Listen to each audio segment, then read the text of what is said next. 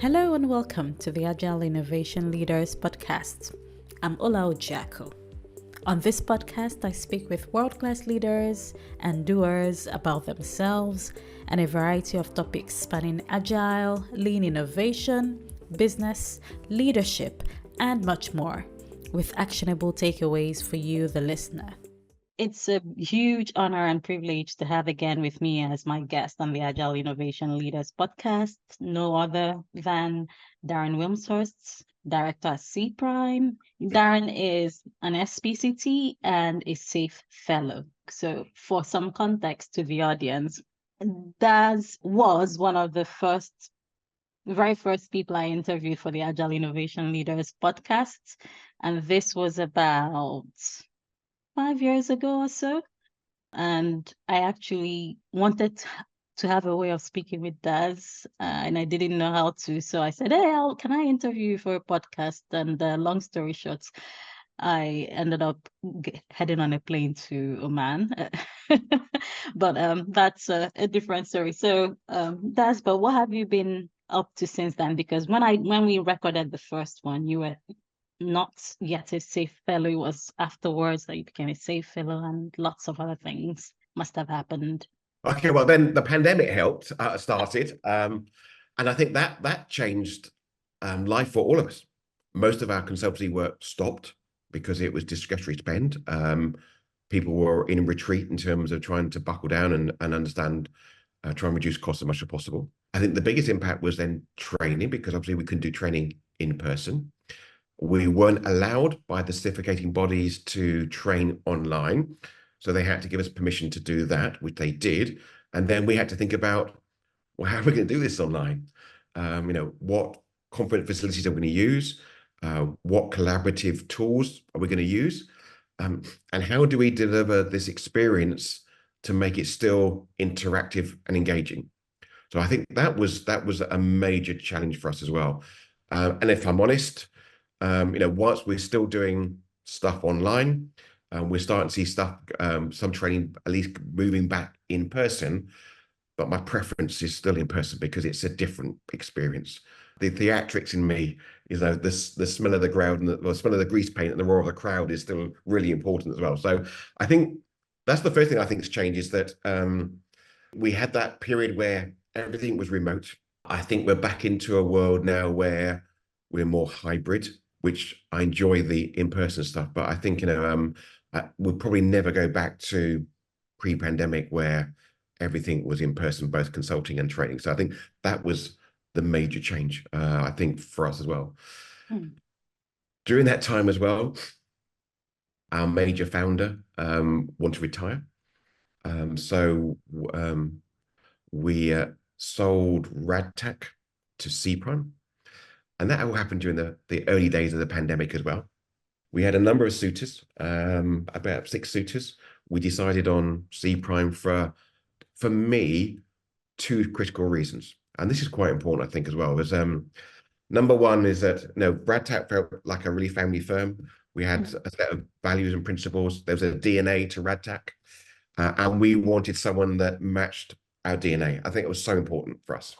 We could have gone to some other organizations, but we might have ended up selling our soul to the devil in some respects.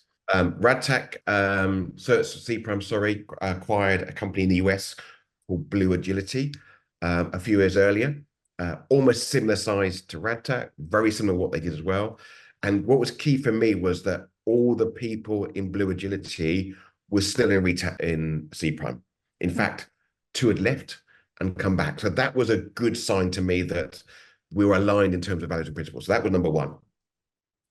The second reason is that RadTech had, our heritage was always training. We're back to 1998. We were always good training, and we'd built up the consulting part of our business. So we were really good in terms of training and consultancy. But we were very agnostic about tooling and technology, because we didn't have the capabilities or the brand awareness around that part of our business. And it used to frustrate me because, we'd go in, we'd do a great job in terms of way of working. Somebody else would go in and maybe do the tooling setup, configure it in a way that wasn't aligned to ways of working. And that was frustrating. We could see opportunities to improve the continuous delivery pipeline. but we didn't have the capability to sort it out as well. Whereas Cprime had all of that heritage. So for me, it completed that puzzle where now we could do the training, the consultancy, the tooling to visualize the work, configure the ways of working as well, and also really help with that continuous delivery pipeline as well. So that was the defining decision. And we completed that acquisition in February 2021. So literally 12 months after the pandemic. Cprime was at the time owned by a French company called Alton, massive company, not well known, but massive company. Cprime probably wasn't really core to Alton. They were a project management engineering company. And Alton sold Cprime to Goldman Sachs and Everstone Capital. So that's been a change. So again, we've had the pandemic, we've gone through the acquisition, now we're owned by private equity as well, which brings, different challenges to the organization as well. And actually, the reality was that after the acquisition, after the earn-out, I was looking to maybe semi-retire, spending more time in Spain, fishing and playing golf. But actually, this next phase is really exciting. So, testament to Cprime and Goldman Sachs as well, that I want to be part of the next part of the journey as well. So, I'm still here, Ula. I am glad you are, and it sounds like it's been a roller coaster ride and a journey, but part of it is the thrills as well. And yeah, look, we're very privileged, aren't we, Lula? Because I work with great people, and I say that genuinely. I work with great clients. I'm very fortunate in that. And although, if I don't want to work with clients, I don't have to do that. But actually, all the clients I work, I enjoy working with, and I love the work that we do. So it's sort of like the holy trinity, isn't it? Great people, great clients, great work. Why wouldn't I want to carry on doing what I do? I always think that we're very privileged in what we do. So I'm very grateful. And I'll say that the little I've worked with you, what I know is you are a genuine person and you're a great person as well. I can't remember who this quote is attributed to, but people tend to be mirrors. People mirror what you show to them. And I would say that based on my experience with you, I've learned a lot in terms of how to treat people, being genuine and caring genuinely about their welfare, not necessarily about what you get from them. And that's key. So it's very kind. No, and I want to say thank you for that, because there are times when I'm, in situations and I'm thinking about maybe somebody or, potential someone, colleague or client, and I'll be like, what would Daz do? How would he probably think about this situation? So yeah.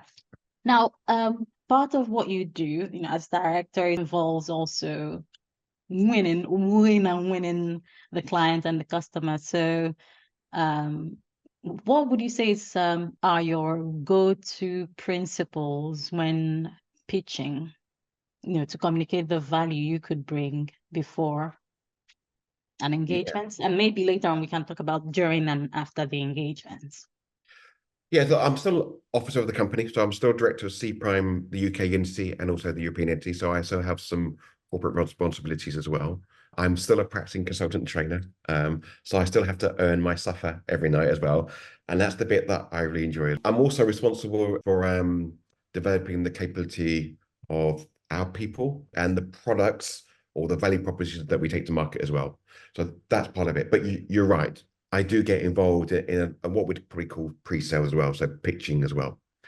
The one thing I think I've learned over the last 2, maybe 3 years as well, is that I'm very conscious of the language that I use. We see a lot of stuff on social media about is Agile dead, stuff like that. It's not dead.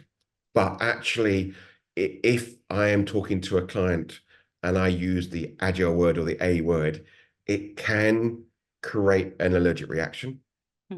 It can trigger them. And in the same way that, just talking about a framework, safe as well, that can create a same reaction as well.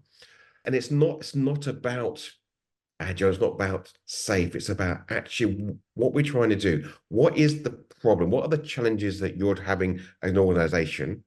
And how can we help you overcome those challenges and create value in what you do?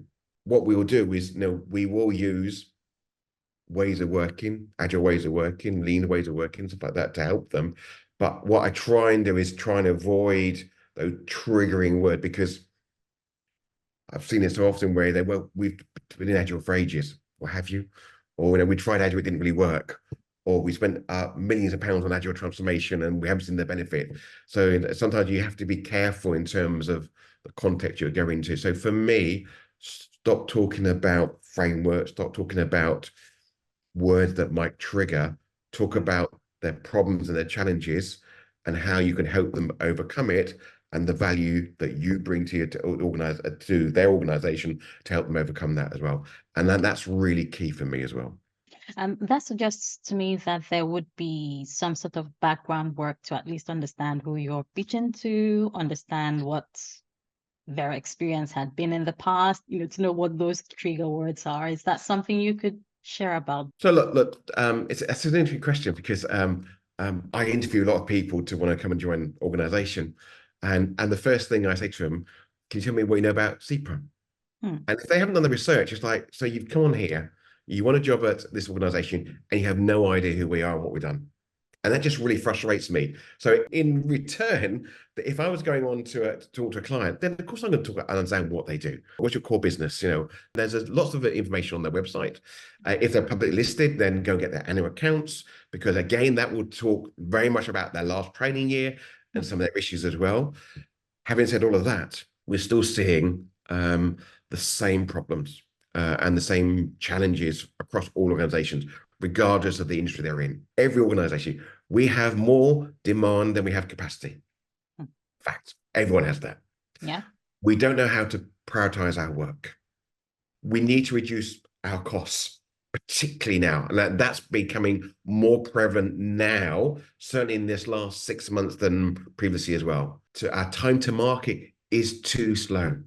Our ability to turn our ideas into actions needs to be faster.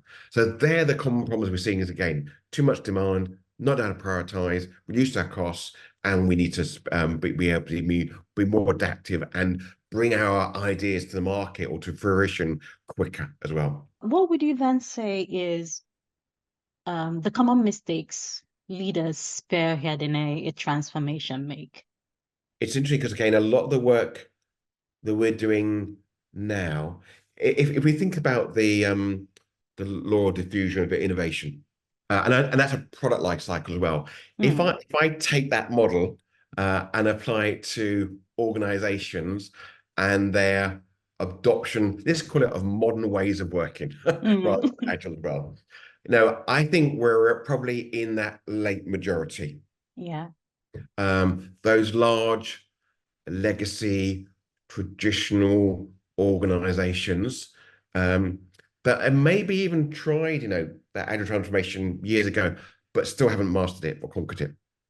I'm talking about large banks still, telecoms, pharmaceuticals, automotive, and I really fret for the automotive industry, not just here, but in Europe and across America as well. Their time to market from design to launch can be anywhere between 5 and 7 years, and yet the Chinese are doing it in 2.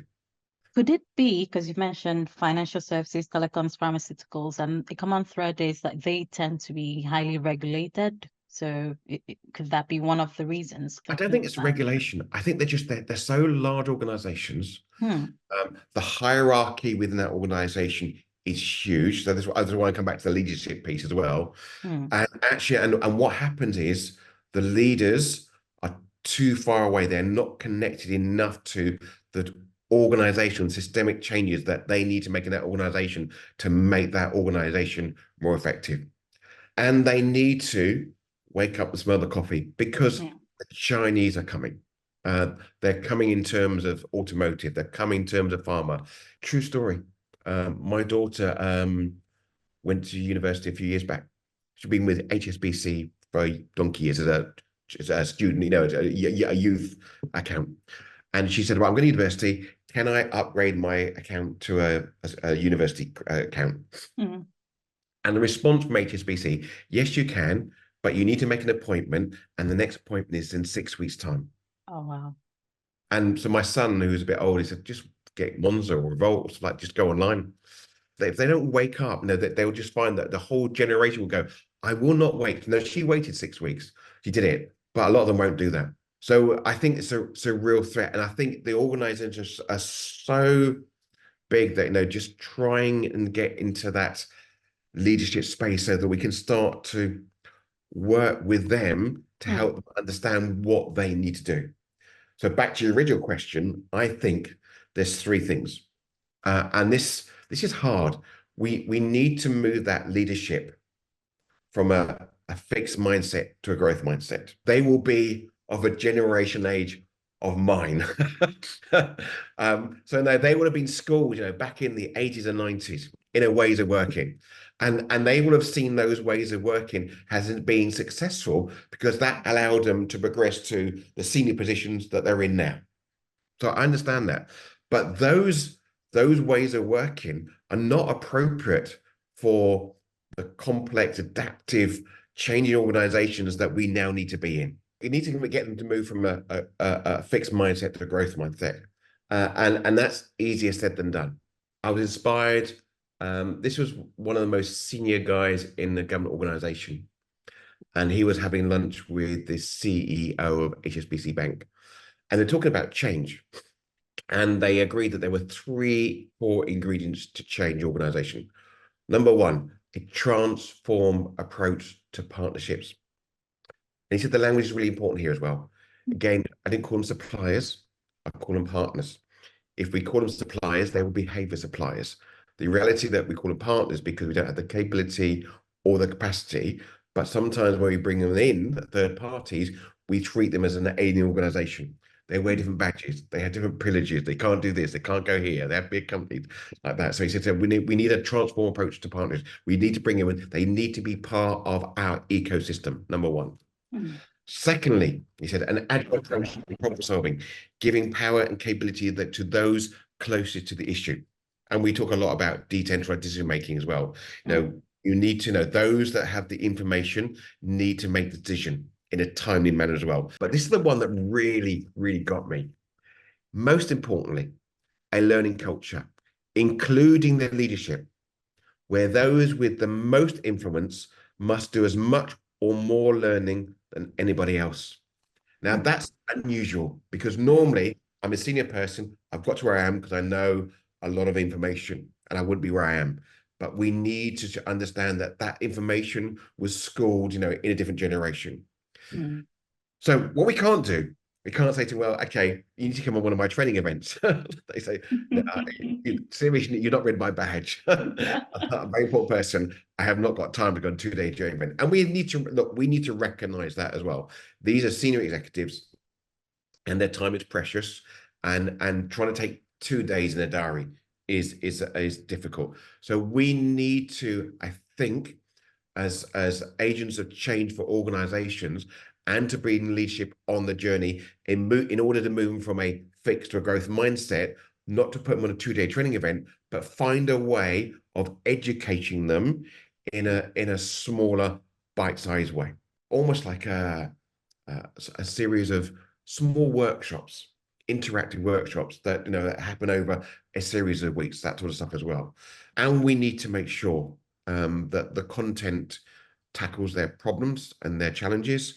And we mustn't get into too much of our, again, the words that might trigger them as well. So that's the first thing. We need them to understand that they need to go on an education journey, but we need to find an education journey that will meet their needs in terms of content and their time. Number one. Once we do that, then they need to lead by example. And it's all very well educating them. One of my colleagues was saying, would I go on a plane with a pilot that has read a book? No, they need to be able to practice their skill and hone their skills. Now, that might be difficult again, because, their team members, their employees, might be well schooled in this, and they might feel uncomfortable practicing a craft that they're not that familiar with as well. So what we try and do is get them to practice in a safe environment, i.e., let's work as an agile team, as a leadership group. Mm. Now, let's think about, having a backlog of work that we need to do as a leadership team. Let's think about how we prioritize that work. Let's work in a small group and then review that work on a cadence, and then just retrospective, and maybe have someone that step up to be a scrum master or product owner for that as well. So again, getting them to operate and start to learn by experiencing within their own environment is a great way, because if we can do that, if now they're educated and they practice their craft in a safe environment, they are better empowered to lead the change. This is what we need to do. And this is what I find is that we need the leadership to step up and lead this change. Because if we're going to make fundamental changes to organization, systemic changes, organizational changes, the leaders need to be able to do that as well. And this is what I find. It's great having, teams working at a great way, but without that support from leadership, the impact that they will be able to make will be limited. I resonate with the last statement you made about the limitation to the impact teams can have if the leadership isn't bought in, and if they are not walking the talk. It's not like go and be agile whilst we still do what we've always done. There was something you said about that, moving from fixed mindset to growth mindset, and the need for the leaders to have that continuous learning, as in embody that continuous learning culture. You said that they need to learn as much, if not much more, than other employees. And that reminds me of this book by John Adair, Strategic Leadership. And in his book, he was saying the origin of the word strategy comes from the military. And typically, people who rise to the ranks are people who have been there, done that. If people have the confidence that you know the stuff and you've been there, done that, if not better than everyone else, you'd have more respect, you'd have more buy-in. It is less friction, getting the troops and kind of corralling the troops to towards that vision. It's interesting because again, at school I was definitely not a reader. I was into numbers. I was a maths person. I went to university, did a maths degree, stuff like that as well. So I was one of those kids at primary school where I'd be given a book at the beginning of the week, and at the end of the week, I'd hand it back to my teacher, and she would say to me, "Have you read the book, Darren?" I go, "Yes, I have. I hadn't read the book." She'd give me another book, and I'd move up the ladders that you did in the back in the days. Never read. It's interesting now. I read now more than I've ever read in the past. I think what happened was I it almost became a bit of a bug. I think going on the SBCT program, there were certain books that you had to read, but the more I read, the more I wanted to learn. So I think that got me into that habit as well. Secondly, I think if I'm teaching this stuff, then I need to understand the provenance of what I'm teaching as well. And I can't do that without reading. So again, you can't be a leader, a strategy leader without having been there and done it. So for me, reading is really important to understand some of the provenance of what we're doing, and also giving some of the narrative as well. So what would you say changed? Although you've just painted a picture of you before, back in school, and after. What's changed?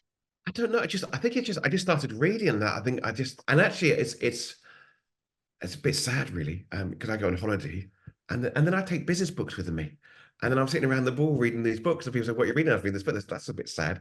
And I remember one holiday I was sat on a lilo in a pool reading a business book, and my daughter took a picture of me saying, "Dad, what are you doing? You're on holiday." And there you are reading Tribal Unity by M. Campbell Pretty on holiday as well. I think when I started, I wouldn't say it was an addiction, but it was like, no, I need to learn more now. I need to learn more and more. And so once you started, then you don't stop. And I'm still an avid reader. It reminds me of this book by what you've just said, Daniel Pink's book on Drive. So for me, it sounds like the intrinsic motivation. You knew what you stood to gain by doing it, and you didn't need to have your teacher asking you, "Did you read it?" And you'd say yes when you didn't, but you knew there was something at stake if you didn't. Yeah, but I think it was definitely the SBCT program I had to read. But then once I learned stuff, I wanted to learn more stuff. And so you wrote that intrinsic motivation, that I think in the video they talk about, people want to play the piano or guitar, and they just want to get better at it. That I just want to become better as an SBCT, and then eventually as a fellow, just to understand, the wonderful thought leadership that has occurred over the last 20 and 30 years that has informed, the way that we think and act and work now. You've kind of nailed it. So, because Daniel Pink's book says mastery, autonomy, and purpose. But going back to the original question, and thank you for sharing your experience. So, there is this saying that you can lead a horse to the water, but you can't force it to drink. So we could have the edict where, okay, all the leaders can make space for those bite-sized workshops or sessions. Yep. Once that ends, is there a way we could encourage them to keep at it? Because a two-day training, or maybe 6 workshop sessions spread over 6 months probably wouldn't cut it or wouldn't be sustainable. So is there something or any tips on how to tap into that intrinsic motivation? I think it was Dean Levenwell said to me, as he talked about the third, and the third, and I'll talk about that as well. In an organization, there'll be a third of people that get it and want to do it. There'll be a third that I would call my skeptics, not sure, need to be convinced. And there's the third that, no, I'm very happy the way I'm looking. I don't want to do anything as well. He said, I don't care about the first third. He said, actually, I care about the second third, the skeptics. If I convince one of them to lead the charge, he said, that's great, because then the other third will come along as well. And if I can get that skeptic to change in terms of, I understand it, I want it, they're almost like a reformed smoker. They become the greatest advocates of change because I get it now. And he said, now I've got 2/3. Now I've got a majority. He said, and that's it. And that's the tipping point that allows me to make that change as well. And what happens is, he said, there some in that final third will go, okay, I've seen enough social proof that I will make that change. I needed to convince, I'll do that as well. He said, but there'll be some that go, oh, I'm happy with that. And they're the people that will either ride off into the sunset with either retirement or a different career or a different organization as well. I think you got to find someone in that leadership group that's going to be an advocate. You've got to find that one or two that are happy to lead the charge as well. And someone in the skeptic space is great, because they become the reformed smoker as well. But you've got to find it and hope that they will then corral and cajole some leadership into doing this as well. But without that, it's hard. Even though the leadership understand the challenges, sometimes they're just reluctant to make that change. And I find that difficult to understand and sometimes quite frustrating as well, because for me, there are some iconic British brands that I still worry about going forward as well. We just seen it recently, Body Shop. Again, just lost their way. I mean, retail is so hard at the moment with the stuff online, but we'll see it with automotive as well. We'll see it some other industries as well, where if we don't wake up and smell that coffee, then I do fear for some real British brands. I don't think it's only British brands. I think it's a global phenomenon. Yep. And the fact is, the olden perception of having different sectors or industries is been blurred. So think about brands like Apple. Yeah. Now, they started off building computers, but really they've cut across multiple industries. And one of the things in the strategy course I did with Cambridge Business School is this: they said it's really about developing a platform. So if you have a platform where you can get your customers to depend on, it's easy to branch into multiple industries. So Apple, they make watches, and their watches serve as healthcare, monitoring devices, and different other things. Currently, there are rumors, they're building their own self-driving cars, and everything is on that iOS platform, which allows them to branch into anything. They could go into pharmaceuticals, medical. So it's no longer about traditional sectors or segments, and the disruption is live, is real, and no sector, no country is is spared. So it's really about moving from a fixed mindset to a growth mindset and saying, what are the things we're missing, and how can we think differently? How can we reposition ourselves? How do we build a platform that has a fort? I think you're right. I mean, Apple have disrupted so many industries, in terms of, who buys a torch anymore? Exactly. Who buys a map anymore? Other things as well. I just go on. I think at last count there was like 24 different industries disrupted as well. I think about Jeffrey Moore, who I remember presenting Yes. on stage in Washington again. I think that was 2019, and he said, "No, what you can do, as an organization, you can sit here and wait to be disrupted, and hopefully that you can be a fast follower." And he said, providing you're nimble enough and adaptive enough, you might be able to make that change. But what might be better is, rather than we wait to be disrupted, be the disruptor. And I think that my worry is that some of these, that I talked previously, these large legislative organizations, they are being disrupted. And I just fear that they are not nimble and active enough to be able to respond. They're so ingrained in the way they have done things for the last 10, 20, 30, 40 years that I just fear for them. And you're right, it's not UK. Obviously, I care about the UK because, I'm a UK citizen, but, I think it's a global phenomenon. I know my colleagues in North America and their industries are having the same challenges as well. But you're right, it's not just a UK issue. It's definitely a global issue.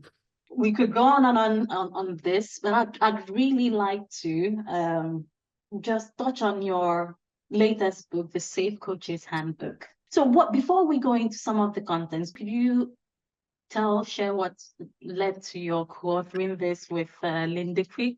It's one of those itches I had to scratch, I suppose, is the phrase that you use. I was a small author of the BCS book called Agile Foundations.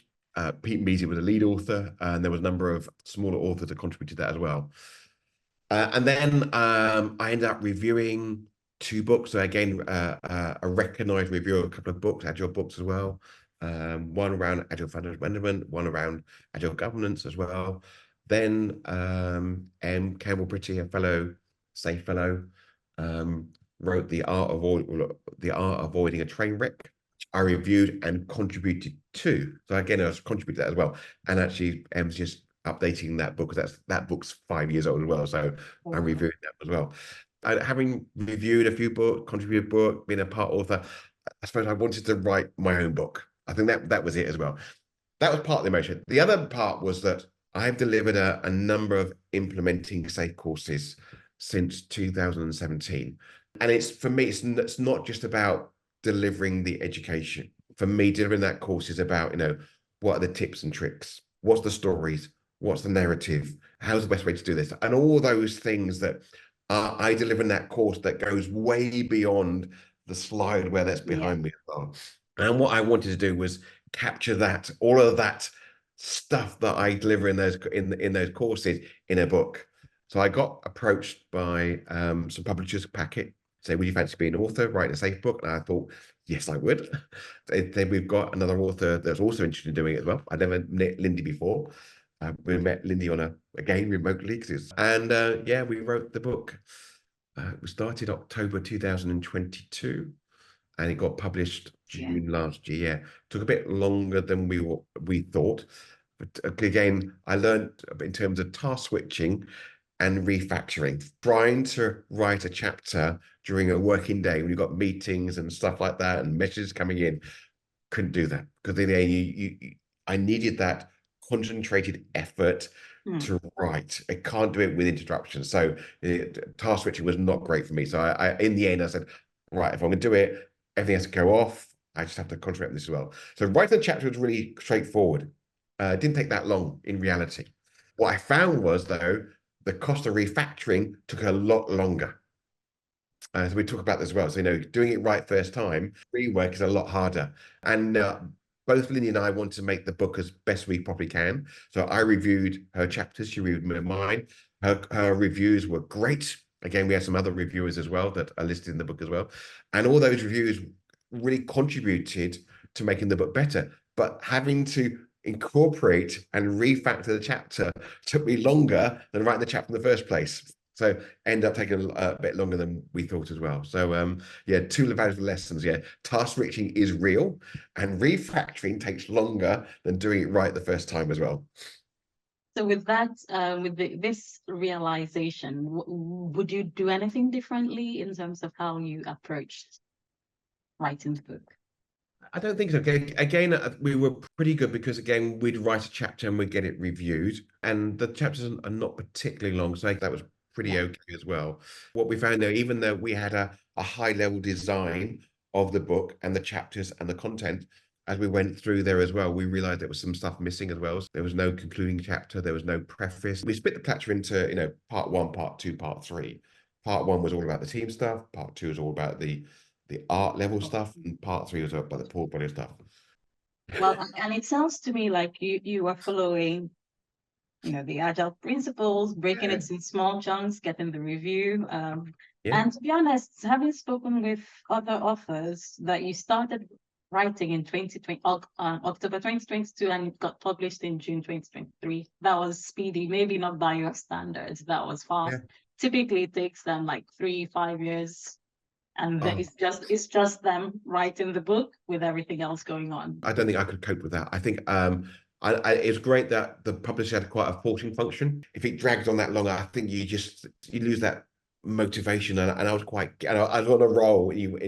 Once you're on a roll, you want to get it done and dusted. And the key thing, and what I noticed is, like you said, the chapters are kind of not too long and easily digestible, and it's easy to write, but it's about refining it in such a way that is to the point, packed with lots of valuable insights.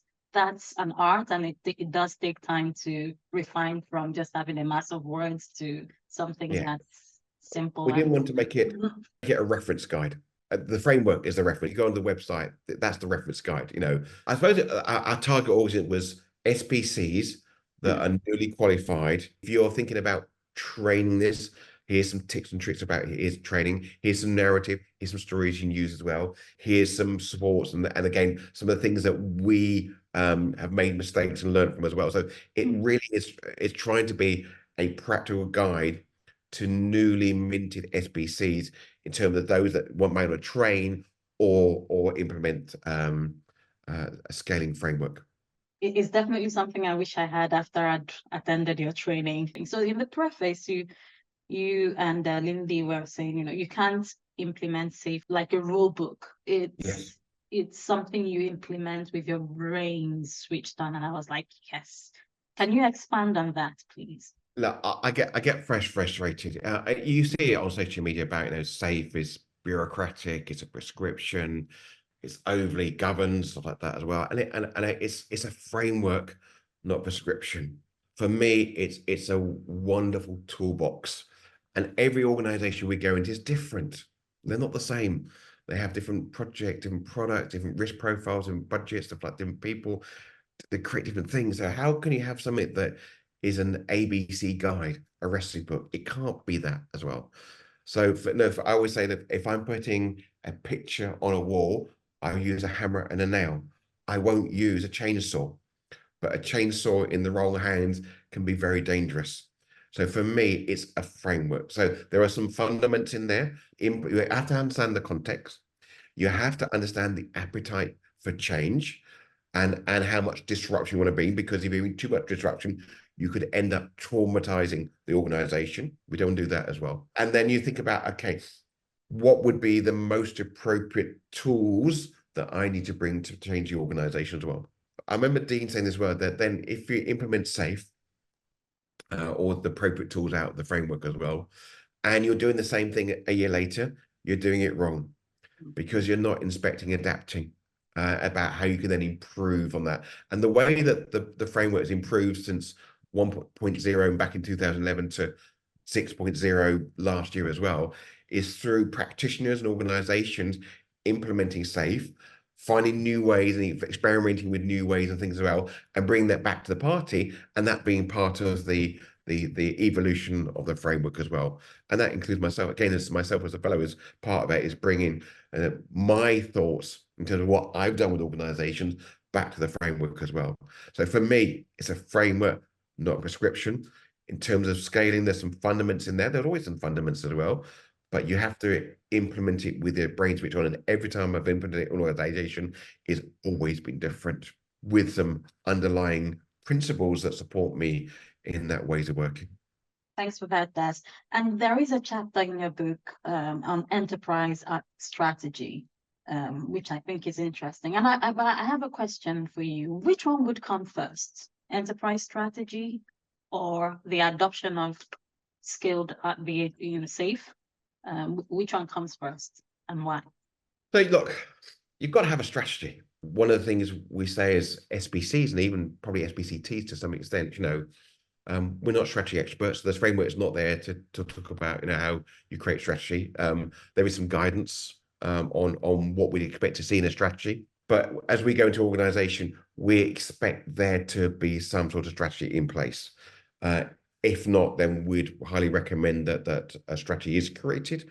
And there are great organizations out there that can help organizations create that strategy as well. Because we need to know, what strategy organization. And then from that, we can then think about how then we align what we're doing to deliver that strategy. And then when we talk about alignment and a scaling organization, that is, right from the top of the portfolio through to maybe to the teams of teams and the team as well. So that strategy and that work to a point where a person at the team level can understand how the work they're doing is connected all the way back up and delivering that strategy as well. So we need that strategy in place. Definitely. I agree. And there are some SBCs who have that training and background in strategy. Yeah. So it helps if that's there. Yeah. Again, if as an SBC, if you've got that, that's great. Just that's safe as a framework. That's not what we're looking to, but we expect it to be in place. Exactly. So what are the key things then in terms of the enterprise strategy and making sure that the teams are aligned with the strategy? What are some things when you're consulting with the leadership and saying, okay, giving them the guidelines of what this framework is saying, what are some key pointers for them to look out for and to be mindful in how they make sure the strategy is aligned with the adoption and the rollout of the framework or the sustained implementation of SAFE? I get here a lot from execs that, we have no idea what our teams are doing. We have no visibility. We have no transparency what they're doing. So I think there's a couple of things that we need to talk about here as well. We need to make sure that the work that the teams are doing is visible in a way that is consumable by the executives as well. So we need to create the right dashboards. We go into organizations and the number of tool chains that exist in the organizations that are not connected, there is no one version of the truth as well, is disconcerting. In a world where we're trying to reduce costs as well, this money spent on licensing and stuff like that is phenomenal. So I think for me, having the right tool set that allows that work to be visible from the team all the way up to executive is really important. And so we need to make that work visible, but then also leadership needs to come to the party as well.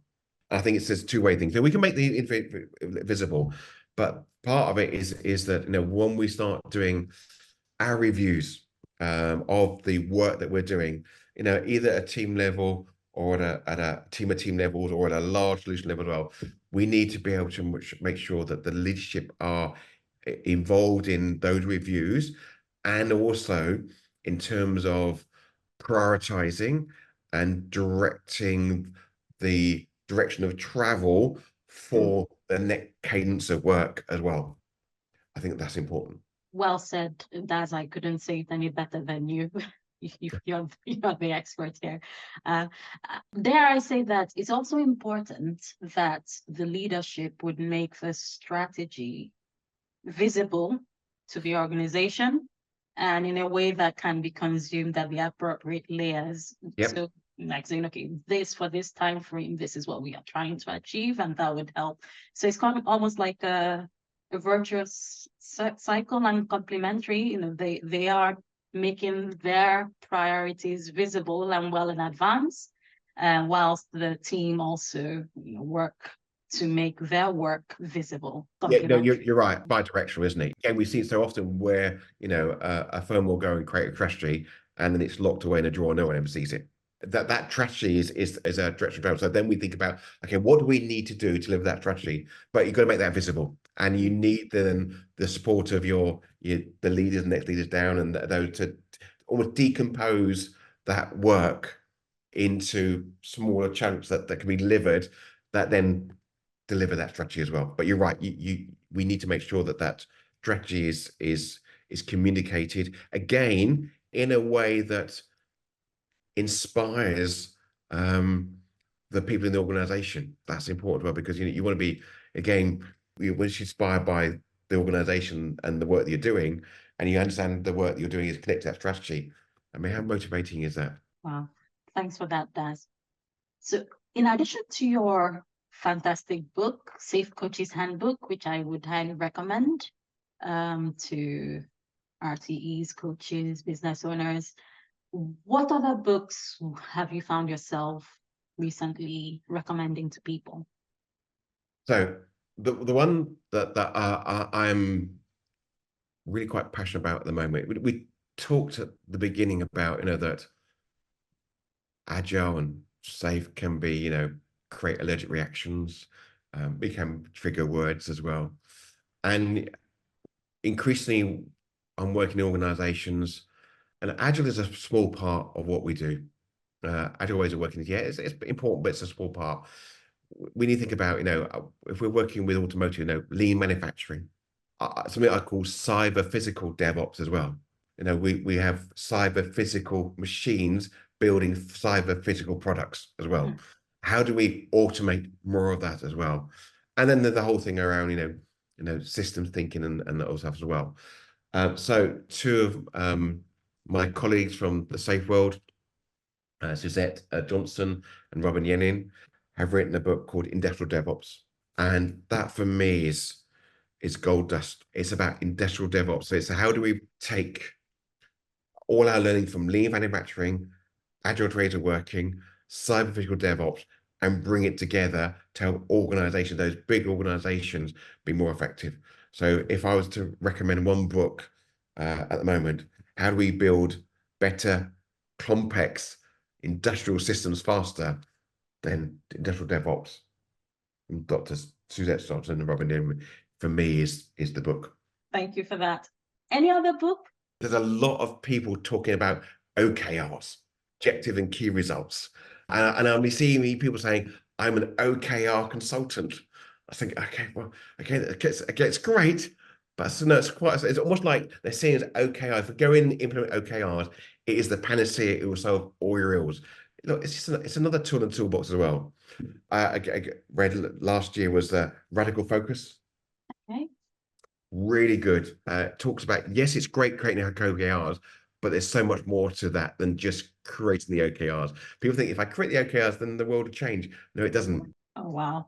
Thank you for that. And yes, I agree. OKRs is a tool, and it's really a great tool for connecting strategy with implementation. And back to what you said about, the transparency of strategy and the work of the teams. OKR is a good way of actually helping with measuring, is the work we're doing moving the needle for the enterprise, and vice versa? How do we as the leadership team clearly communicate in a digestible way what the priorities are, what the strategy is over a time frame? So another one on that note I would recommend would be it's in the pre-release, but Jeff Goloff, he and his co-author Josh Seiden have gone to do what you've just done with the Safe Coaches Handbook, which is yes, there's all this buzzword about OKRs, but actually,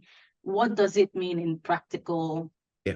So is the OKR who does what by how much, a practical guide to customer-centric OKRs. It's highly recommended. Just like yourself, I respect Jeff in the sense that it's practical and actionable. And any final words for the audience? I think at the moment it's tough at the moment. We're seeing a lot of the big organizations, big SIs, laying a lot of people as well. We're seeing a lot of the consultancy work is discretionary spend. I think we're seeing a lot of people in the market that have not been engaged.